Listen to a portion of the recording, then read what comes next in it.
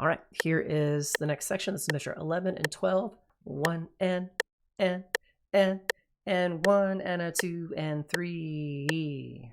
Okay, here we go. Okay, ready.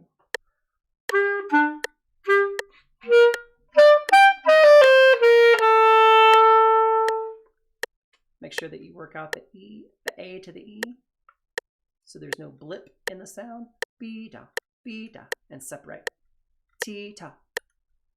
When you get back up, the C. Remember how to play that one? It's the bottom button of the 4, bottom top row, and then high E is 1 2 3 1 2. Don't forget when you're playing above these notes, you have to have the register key engaged. That one right there, and the thumb covered. Okay.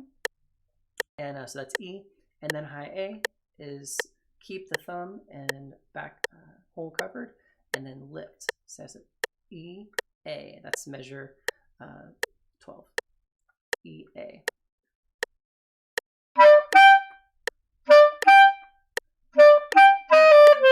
When you go to play that after the A, you have F natural, E, D, C.